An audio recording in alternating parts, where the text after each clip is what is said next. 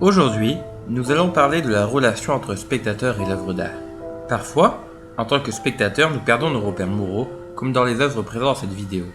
On peut se demander si nous oublions notre discernement à cause de l'empathie envers les protagonistes principaux. Nous sommes donc en position d'indiscernement, comme dans le film God Bless America. Dans ce film, le personnage de Frank Murdoch est divorcé, vient de virer et apprend qu'il y a une tumeur au cerveau. Il trouve que la vie n'a plus d'intérêt et constate que le monde autour de lui devient cynique, vulgaire et cruel. Il ne voit à la télévision que humiliation et violence. Il décide de faire une vendetta contre les stars de ses programmes. Tout au long de l'œuvre, on s'attache à cette personne et on espère que son projet va réussir. Même quand le personnage principal va tuer une fillette de 15-16 ans, star d'une télé-réalité, on va être en accord avec ce dernier alors que c'est un acte totalement cruel. Mais nous comprenons sa façon de rendre la justice. Il faut dire que la notion de justice est propre à chacun et chaque personne peut se retrouver dans des valeurs différentes des nôtres. C'est en cela que le film va créer notre indiscernement car nos repères vont changer.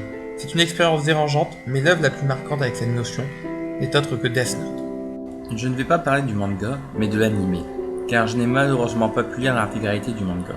Pour ceux qui croient encore que la plupart des mangas ou animés sont pour les enfants, avec Death Note je vais vous prouver que tout cela est faux.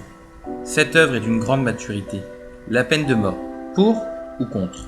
Un jeune lycéen trouve un carnet où quand il écrit un nom dedans, la personne meurt d'une crise cardiaque. Il décide donc de tuer tous les criminels notoires, mais en effectuant cela, il devient lui aussi un criminel. Va s'en suivre donc une lutte sans merci entre Light Yagami et elle, un jeune inspecteur de police des plus renommés. Dans la plupart de l'œuvre, nous allons nous demander si les actions de Light sont ignobles ou non. Peut-il s'accorder la décision de qui doit vivre ou mourir? Qui a le droit de décider de la justice? Je peux juste vous dire que vous ne ressortirez pas indemne de cet animé. Vous poserez beaucoup de questions sur le sens de la justice, de la loi et de ce qu'on a le droit de faire pour un idéal. Comme le dit si bien Ryuk, celui qui utilise le Death Note n'ira ni en enfer ni au paradis. Et la dernière œuvre que je veux parler aujourd'hui n'est autre qu'un livre écrit par Richard Matheson en 1954, Je suis une légende. Ce livre est une légende sans mauvais jeu de mots. Un classique de la littérature de science-fiction. Un monde où les vampires ont pris le pouvoir et où il ne reste qu'un obstacle à cette nouvelle humanité.